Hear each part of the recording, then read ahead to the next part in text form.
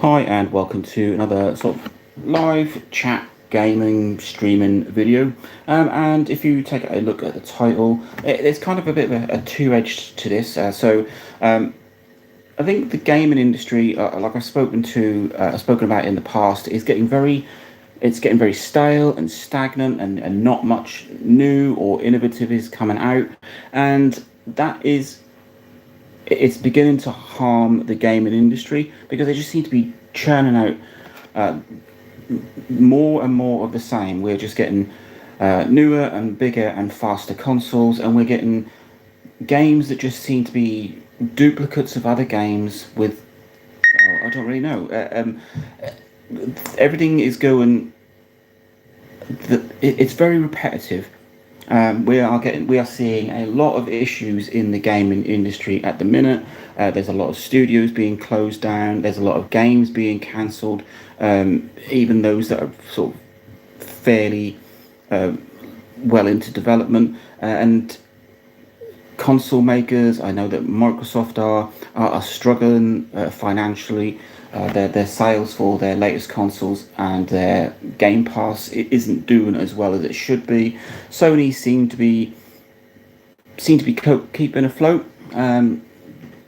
Nintendo, well, you could never go with Nintendo. They are the exception of the gaming industry, but even they could fall into this.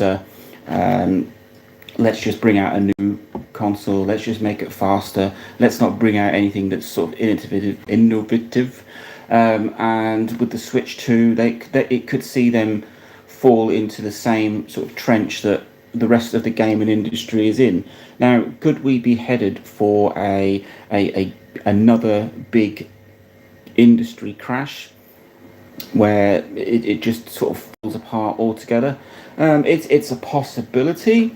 I mean, I don't really know too much about the big gaming crash of the mid '80s. I think it was 1983, and it just a lot of. I mean, it wasn't really gaming wasn't really that big a thing back then. It wasn't such a huge industry. It was quite niche if you were a gamer back then, and we had a big crash. Yeah, and fast forward that to 2024, and the last few years, everything is just yeah. We just get new games, we just get new consoles, we just get another sequel on another sequel. I'm talking things like Assassin's Creed and Call of Duty, and it just seems to be it's more finance driven than it is for the gamer itself. Um, and that could be a bad thing for the industry. And we really need to just see something that is a bit different. We've got too much going on. It's too bigger an industry for it to fail, but it is a big possibility that with all of these studio closures and console makers suffering, layoffs everywhere. You've got a games company laying off people. You've got console makers laying off people, and are we headed for another sort of games industry crash? Could we see major players in both games development studios and hardware manufacturers? Could we see those go under? I mean, there's huge issues with Microsoft. Uh, their console sales aren't doing as well as they should do. Their um, their Game Pass sales aren't doing as well as they could be. They are buying up studios and then shutting them down. And there's companies and game developers who that they release a game, and on the day that they release that game, the studio closes down. It really is a bit of a mess in the games industry at the minute. Now, some of that could be because it's just super saturated. If you wind back to sort of 1983 when we had the last games industry crash, and you just had major players like Nintendo was around at that time, Atari. that kind of thing. But now you've just got this. Well, you've got your major players. You've got people like Sony and Microsoft and Nintendo, but you've also got Valve in the mix there with their Steam products. All of these smaller companies that are releasing little mini consoles. You've got the massive scene for emulation devices, both ones that you plug into your TV and portable consoles. So companies like Anbernic and Mayu and Retroid Pocket, they're all, everybody is all fighting for the same market, and it can't do it. We're in the middle of a bit of a financial slump at the minute, and something has to give, and most of the time it's leisure activity. So you've got gaming is not the top of the list when people are trying to make ends meet. So with everybody all fighting in for the same market, in a world that is just rife with inflation, and food prices are as high as they've ever been, gaming isn't a priority on the average person's list. So that is what's driving this slump. You've also got that combined with what I call a stagnation in the gaming industry. We just get a new console, a faster console. We get the same kind of games repeated. This huge, like I said, things like Assassin's Creed pumping out a new game every year. People are getting tired of it. It's just full of sequels and remasters, and even when they do bring out a new game, it's just another MMO that is, well, just not much different to the last one, and they're all fighting. You've got things like Fortnite, that seems to be the sort of, like, for the last few years, the mainstay of online gaming and multiplayer gaming, with all these others trying to come in and take a piece of that. You've got Apex, you've got XDefiant, all these trying to offer you these free games with in-game microtransactions, and it's putting a lot of pressure on the whole of the industry.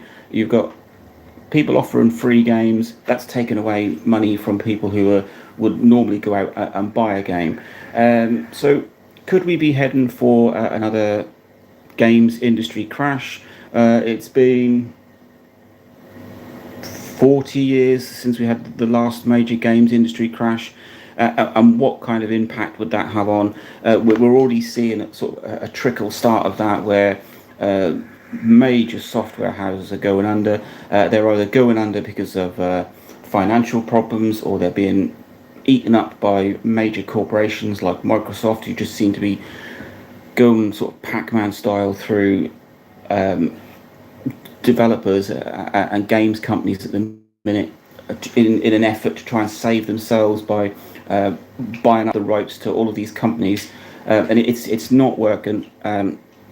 We are on the brink of the next generation of consoles. So you've got the Nintendo Switch 2 due to come out March, April next year. I've already spoken about the PlayStation 6, which is sort of rumoured to be around November 2027. It would give you that 7-year life that you get from a console.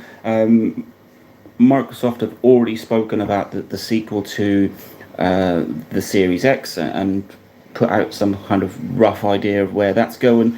But that's a good few years away, with the exception of the Switch 2, which should be out within the next 6 months. And it's going to be a very interesting landscape for gaming. We don't need just another speed bumped console. We need more stability in the industry.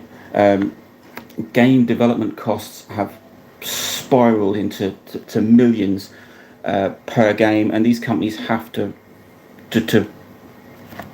rake that back somehow, either by increasing the initial cost of a game if it's a game that you buy, or by bringing in these things that I absolutely hate. So in-game microtransactions, season passes, add-ons, etc. That's some of the way that they try and claw back their revenue, and I just think there's too much of it. It's put too much pressure on the consumer. It's put too much pressure on the games industry itself, and we could be heading for a bit of a gaming disaster, which could wipe out a lot of companies, a lot of both software and hardware developers, and it could change the entire landscape of the gaming world. So let me know what you think. Where, what sort of direction are we going? Are we in a bad place in the gaming world?